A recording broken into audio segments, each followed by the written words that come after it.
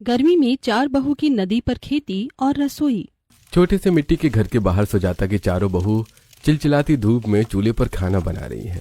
हे भगवान, दोपहर की धूप कितनी तेज हो रही है और चूल्हे से भी गरम गरम धुआं निकल रहा है। सही कहा तुमने, मेरा तो शरीर आग की तरह जल रहा है। पूरी साड़ी भी पसीने से गीली हो चुकी है। मैं खुद पसीने से पूरी गीली हो चुकी हूँ। धूप सीधा सर पर पड़ रही है, जिससे सर में भी अब दर्द होने लगा है। काश हमारी एक छोटी सी रसोई होती।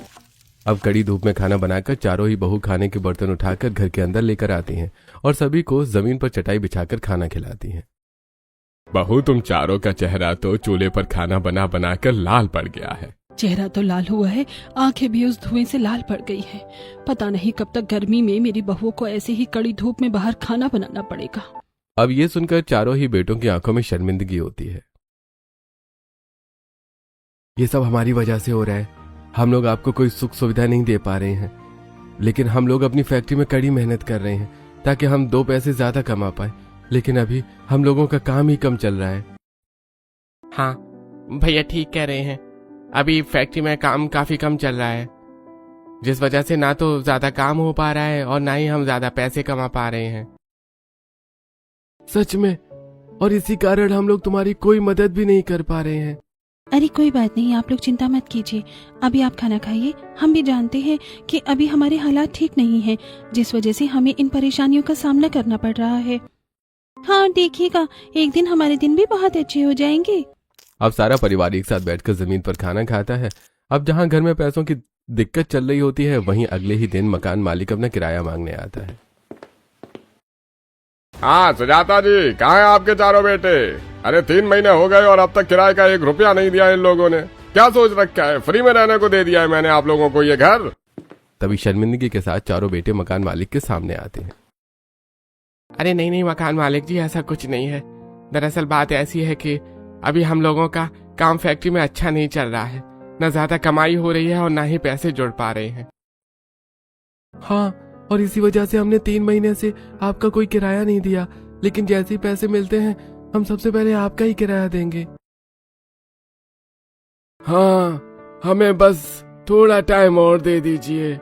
देखो, ये सारी बातें तो मैं कब से सुनता आ रहा हूँ, लेकिन अब मुझे बहाना नहीं, पैसा चाहिए। सच सच बताओ, मेरा पैसा कब दोगे? अब तो मुझे पैसा दो या मेरा घर खाली करो। अरे नहीं नहीं, ऐसा मत कीजिए। मेरे बेटे अभी परेशान हैं, उन्हें कुछ दिनों का टाइम और दे दीजिए। तभी चारों पत्नियां भी आगे आकर कहती हैं, हाँ हाँ, आप हमें कुछ दिनों की मोहलत दे दीजिए, हम आपका सारा किराया भर देंगे। देखो, वैसे तो मैं औरतों में बात नहीं करता, लेकिन ठीक है, अगर तुम कह रही हो तो मैं कुछ दिन और रुक जाता हूँ। अब इतना कह के मकान मालिक वहां से चला जाता है। अब इसी तरह कुछ हफ्ते गुजरते हैं और धीरे धीरे गर्मी का तापमान बहुत ज्यादा बढ़ जाता है और अब चारों बहुएं घर के बाहर चूल्हे पर खाना बना बनाकर काफी परेशान हो जाती हैं। रात को तो जैसे तैसे खाना बन जाता है, लेकिन ये सुबह 8 बजे से लेकर दोपहर के 12 बजे या 1 बजे तक खाना बनाने और बाकी काम करने में बड़ी दिक्कत होती है। धूप सीधा सर पर ही पड़ती है। हाँ, और रात को भी खाना बनाकर सुबह के लिए नहीं रख सकते। हमारे घर में फ्रिज ही नहीं है और गर्मी इतनी ज्यादा पड़ रही है कि सारा खाना खराब हो जाएगा। इसलिए हमें तो सारा खाना ताज़ा ही बनाना पड़ता है। सही कहा। और फिर हमारे पति जो दिन में खाना खाने घर आते हैं, उनके लिए तो कड़ी धूप के नीचे बैठकर ही चूल्हे पर खाना बनाना पड़ता है। अब इसी तरह 1 महीना और गुजरता है और चारों बहुओं के पति अब तक अपने मकान का किराया नहीं भर पाए, जिस वजह से एक रात जब चारों बहुएं अपने पति और सास ससुर के साथ कमरे में जमीन पर चटाई बिछाकर सो रही होती हैं, तो मकान मालिक लाइट काट देता है। अब गर्मी और मच्छर से परेशान होकर चारों बहुएं उठकर बैठती हैं। हे भगवान, ये लाइट को भी अभी ही जाना था। पूरा दिन वैसे ही हम गर्मी में परेशान रहते हैं। सच में अभी तो गर्मी के साथ साथ मच्छर भी लग रहे हैं। ये लोग देखो कैसे आराम से सो रहे हैं। चलो बाहर चलते हैं। अब चारों बहुएं घर के बाहर आती हैं तो देखती हैं कि मोहल्ले की लाइट आ रही है, सिर्फ उनके घर की लाइट ही कटी है। अरे मोहल्ले की लाइट तो आ रही है, फिर हमारे घर की लाइट कैसे चली गई? चलो हमें अपने पतियों को उठाना चाहिए। अब चारों बहुएं आकर अपने पतियों को उठाती हैं, जिसमें से एक मकान मालिक को फोन करता है। अरे मकान मालिक जी, मोहल्ले में सबकी लाइट आ रही है लेकिन हमारी नहीं आ रही है और अब मेरा पूरा परिवार गर्मी से परेशान हो रहा है। अच्छा, गर्मी से परेशान हो रहा है तो गर्मी में मर क्यों नहीं जाता तुम्हारा परिवार?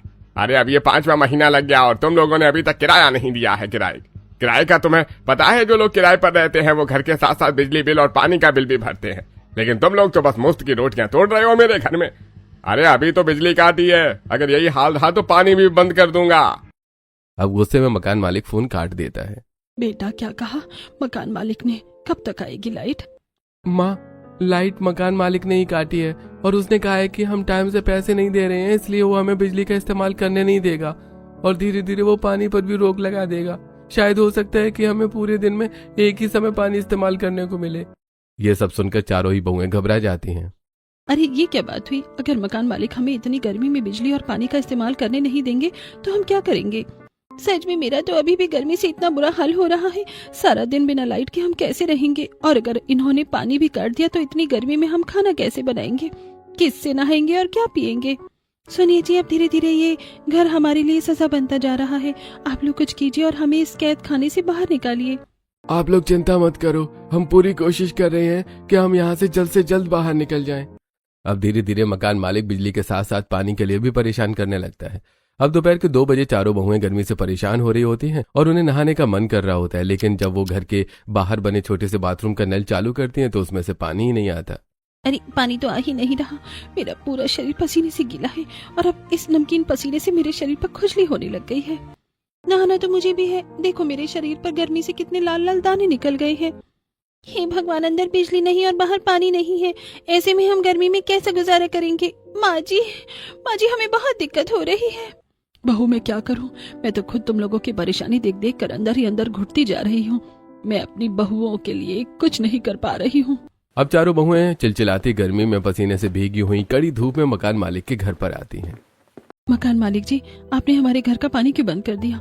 बिजली तो बिजली, आप इस कड़कती गर्मी में हमें पानी के लिए भी तरसा रही हैं। मेरा पूरा पैसा दे दो, मैं तुम्हें बिजली पानी सब दे दूंगा। जी हम कहाँ मना कर रहे हैं पैसे देने से। हम आपका एक एक पैसा चुका देंगे। ये बातें मैं 6 महीने से सुन रहा हूँ, लेकिन बस अब और नहीं। धीरे धीरे तुम लोगों को मैं इतना परेशान कर दूंगा कि तुम खुद ही ये घर छोड़कर चले जाओगे। अब निराश होकर चारों बहुएं वापस घर आ जाती हैं। वहीं धीरे धीरे अब उनके पतियों की कमाई इतनी ज्यादा कम हो जाती है कि घर में खाने के भी लाले पड़ने लगते हैं। अब घर में तीनों टाइम सिर्फ दाल रोटी ही बनती है। हे भगवान, इतनी कड़ी गर्मी पड़ रही है, इस गर्मी में कुछ टेस्टी खाना भी नहीं मिल पा रहा। सच में अब तो ठंडे ठंडे फल खाने का मन करता है, लेकिन इतने पैसे कहाँ हैं कि हम ठंडे फल खा पाए। अब चारों बहुएं उदास होकर अपने पति की ओर देखती हैं। उनकी आंखों में उम्मीद होती है। देखिए जी, अगर आप लोगों का काम कम चल रहा है तो हम कोई दूसरा काम ढूंढ लेते हैं। क्या काम ढूंढोगे? तुम लोग गांव में औरतों के लिए कोई काम नहीं है और ना ही गांव का माहौल अच्छा है। रहने दो, तुम लोग घर में रहो। अब इसी तरह कुछ हफ्ते गुजरते हैं और एक दिन जब चारों भाई फैक्ट्री में काम कर रहे होते हैं तो उनके मालिक वहां आकर, मैं आप सभी कर्मचारियों से ये कहना चाहता हूँ कि हमारी फैक्ट्री कल से बंद हो रही है। आप लोग कहीं और काम देख लीजिए। अब ये सुनते ही चारों भाई घबरा जाते हैं। उनके गले सूखने लगते हैं और चेहरे पर टेंशन छा जाती है। पर क्यों सर, आप ये फैक्ट्री क्यों बंद कर रहे हैं? इस फैक्ट्री की वजह से तो हमारे घर का चूल्हा जल रहा है। अरे साहब, अपनी ये फैक्ट्री आप बंद कर दोगे तो हमें काम कैसे मिलेगा?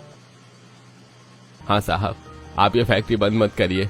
अगर ये फैक्ट्री बंद हुई तो हम लोग तो घर से बेघर हो जाएंगे, क्योंकि हमारे ऊपर मकान मालिक का बहुत कर्जा हो चुका है। देखो, आप लोग जितना दुखी हो उससे कहीं ज्यादा मैं दुखी हूँ। पर क्या करूँ, काम बहुत ज्यादा कम हो चुका है और इस तरह अगर मैं काम करता रहा तो मुझे लाखों का नुकसान होगा। इसलिए मैं अपनी ये फैक्ट्री बंद कर रहा हूँ। तुम लोग अपना कोई दूसरा काम ढूंढ लो। अब रविंद्र सभी कर्मचारियों का हिसाब करके उनके हाथ में कुछ पैसे थमाकर अपनी फैक्ट्री हमेशा के लिए बंद कर देता है। वहीं अब चारों भाई निराश होकर घर आते हैं।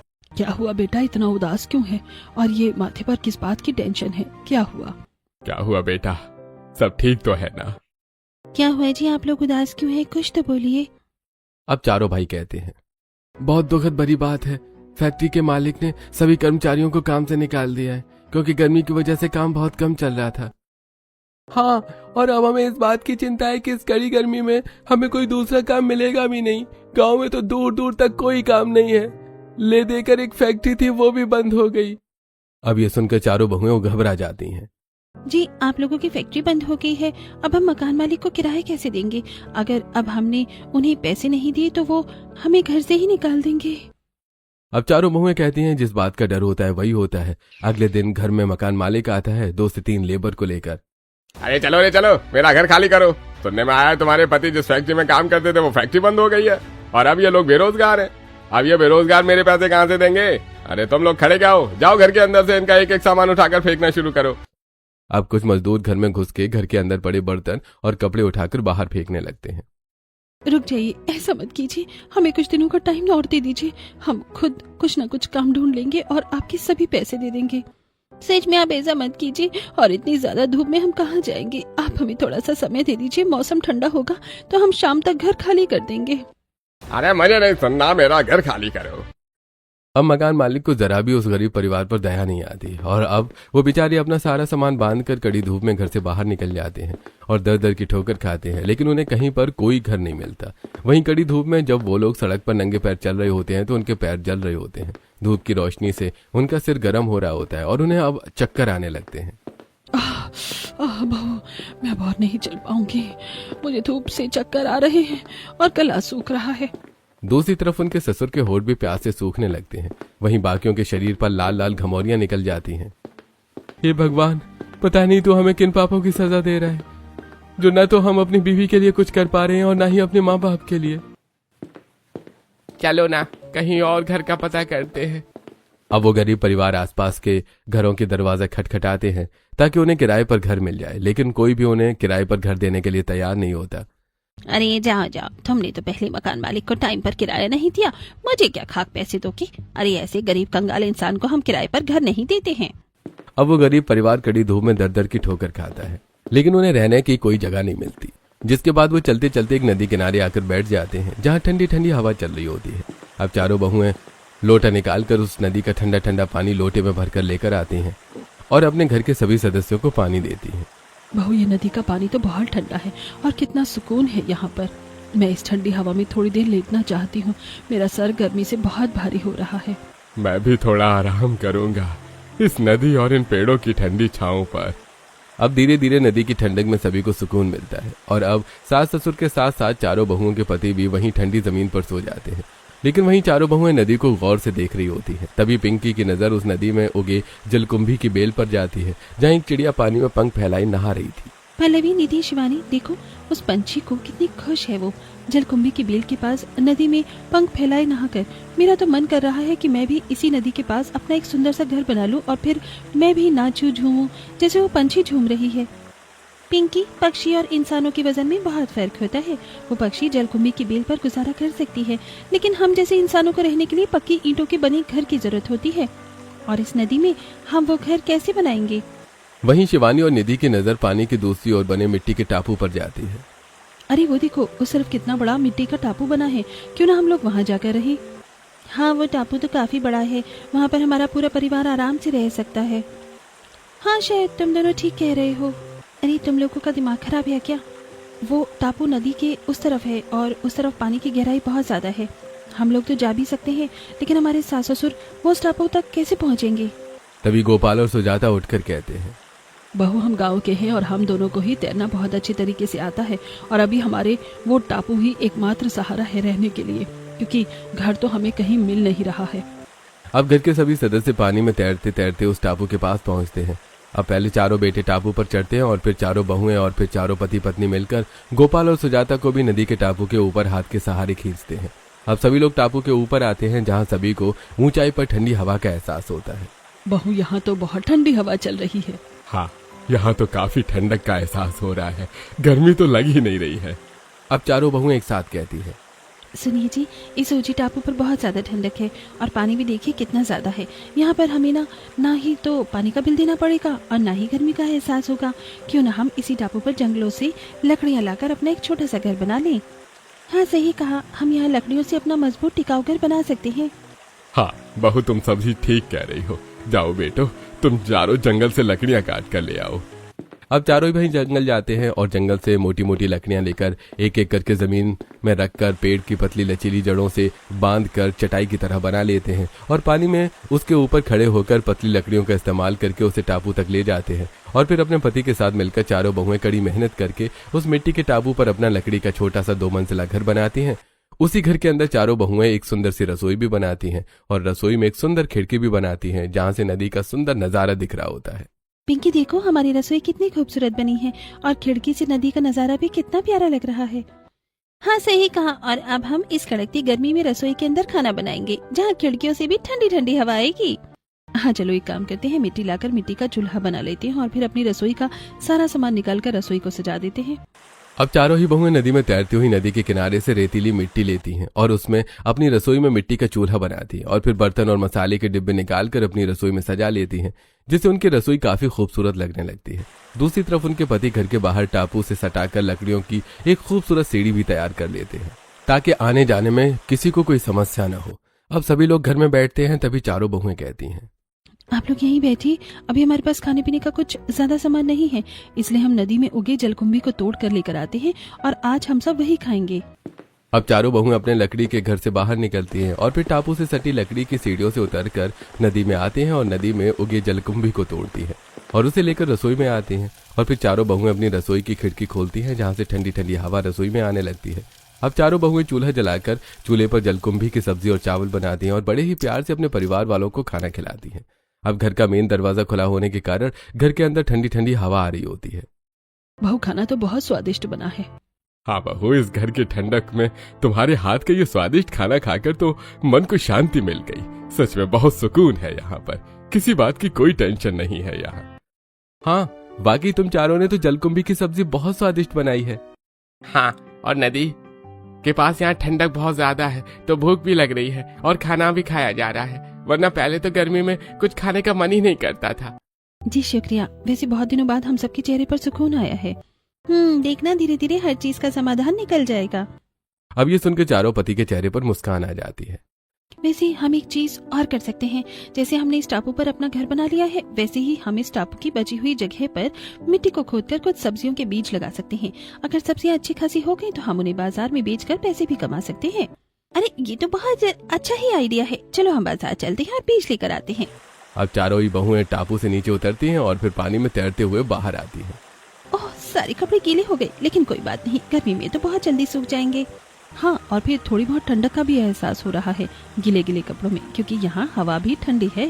अब चारों ही बहुएं बाजार आती हैं और वो बाजार से तरह तरह की सब्जियों के बीज खरीदती हैं और फिर वो एक लोहे की खुरपी भी खरीदती हैं और फिर एक बहू पल्लू में बीजों को बांधती है और दूसरी खुरपी को फिर चारों ही बहुएं नदी में तैरती हुई अपनी लकड़ी की सीढ़ियों के पास आती हैं और फिर सीढ़ियों से चढ़कर वो टापू पर पहुंचती हैं और फिर टापू पर बची हुई जगह में चारों ही बहुएं लोहे की खुरपी से टापू की मिट्टी को खोदती हैं और फिर उसके अंदर बीज दबाती हैं और फिर सीढ़ियों से उतरकर बाल्टी में पानी भरकर लाती हैं और उस मिट्टी पे हल्के हल्के पानी का छिड़काव करती हैं। मेरी चारों बहुएं कितनी मेहनत कर रही हैं, भगवान इनकी मेहनत सफल हो जाए। अब सभी लोग रात को खाने में फिर से जलकुंभी की सब्जी खाते हैं और आराम करते हैं, लेकिन फिर अचानक रात को नदी के किनारे मौसम काफी ज्यादा खराब हो जाता है। तेज आंधियां चलने लगती हैं, बिजलियां कड़कने लगती हैं और बारिश की रफ्तार तेज हो जाती है, जिससे नदी के पानी का स्तर बहुत ज्यादा बढ़ जाता है और अब नदी का सारा पानी टापू पर आने लगता है, जिससे नए नए बीज जो मिट्टी में अभी दबाए ही गए थे वो सभी बीज पानी में बह जाते हैं। देखते ही देखते पानी का बहाव इतना ज्यादा तेज हो जाता है कि आधा टापू पानी में डूब जाता है और घर के अंदर भी पानी घुसने लगता है। वहीं अब सभी लोग घबरा कर उठते हैं। हे भगवान, ये पानी कहाँ से आ रहा है? अब सभी घर से बाहर आते हैं जहाँ मूसलाधार बारिश हो रही थी और टापू पानी से भरा होता है। बाप रे, बाहर तो नदी का मौसम बहुत खराब होता जा रहा है, कहीं हमने इस टापू पर घर बनाकर कोई गलती तो नहीं कर दी? कुछ नहीं हुआ है, चलो सब ऊपर वाले फ्लोर पर चलते हैं, नीचे पानी का स्तर बहुत ज्यादा है। अब पूरा परिवार दूसरे फ्लोर पर जाता है और खिड़कियों से बाहर का मौसम खराब देखता है।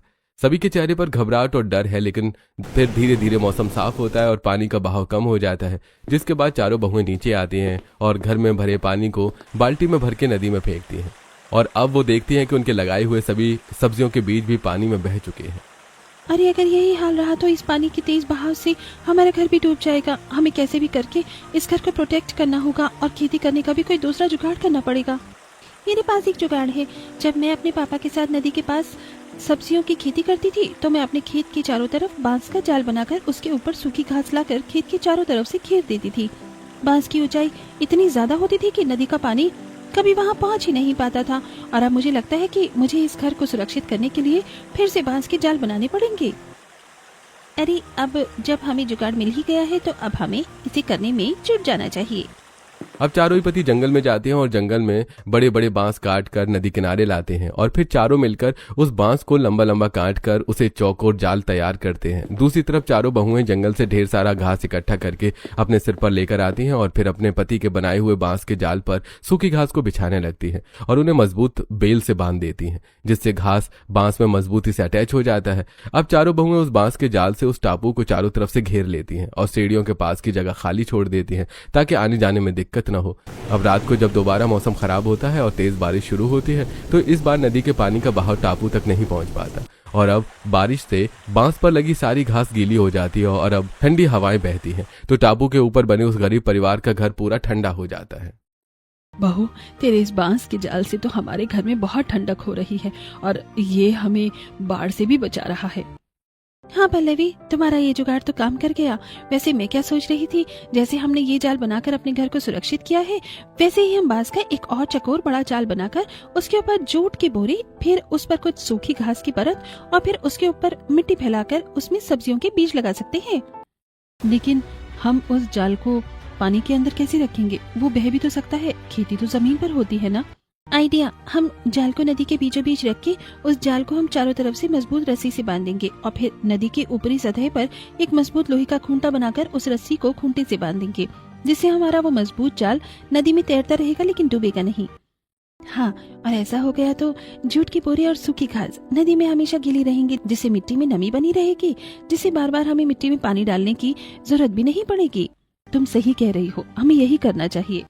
अब चारों पति फिर से जंगल जाकर बांस लेकर आते हैं, एक जाल तैयार करते हैं। दूसरी तरफ उनकी पत्नियां जंगल से सूखी घास इकट्ठा करती हैं और फिर राशन की दुकान से कुछ जूट की बोरियां लाती हैं। अब सारा सामान लेकर वो अपने पति के पास आती हैं जहां पतियों ने जाल तैयार कर रखा था। अब चारों बहुएं मिलकर उस बांस के जाल पर पहले जूट के बोरे बिछाती हैं, उसके बाद वो उसके ऊपर सूखी घास फैलाती हैं और फिर उस बोरे को कवर करती हैं। अब जाल तैयार करके नदी किनारे से चारों बहुएं मिट्टी लाती हैं और उस घास पर 10 से 12 बाल्टी मिट्टी की पलटती हैं और फिर मिट्टी को अच्छे से फैलाकर वो उसमें सब्जियों के बीज दबाती हैं। सब कुछ हो गया है, चलो अब इसे मजबूत रस्सी से बांध देते हैं। चलो, रस्सी बन गई। अब हम नदी के ऊपरी सतह पर लोहे के खूंटे लगा देते हैं। अब निधि नदी के ऊपर सतह पर 4 मजबूत लोहे के खूंटे लगाती है। उसके बाद अब चारों बहू बांस के उस मजबूत जाल को पकड़कर नदी के अंदर लेकर आती है और फिर उसे नदी के बीचों बीच रखती है। दूसरी तरफ चारों बहुओं के पति उस बांस में लगे रस्सी को नदी की ऊपरी सतह पर लोहे के खूंटे में बांधते हैं, जिससे उनका बांस का जाल नदी में तैरता है लेकिन डूबता नहीं है। अब अपनी चारों बहुओं की ये मेहनत देखकर सुजाता के चेहरे पर मुस्कान आ जाती है। बहू, तुम चारों ने अपने पतियों के साथ मिलकर बहुत कड़ी मेहनत की है और मुझे लगता है कि तुम्हारी मेहनत 50% सफल हो गई है। 50% अब तब सफल होगी जब इसके ऊपर हरी सब्जियां उगने लगेंगी। अब 3 से 4 हफ्ते तक चारों बहू अपने सब्जी के खेत की बहुत देखभाल करती हैं। वो नदी में खड़ी होकर कभी पक्षियों को भगाती तो कभी गिलहरियों को।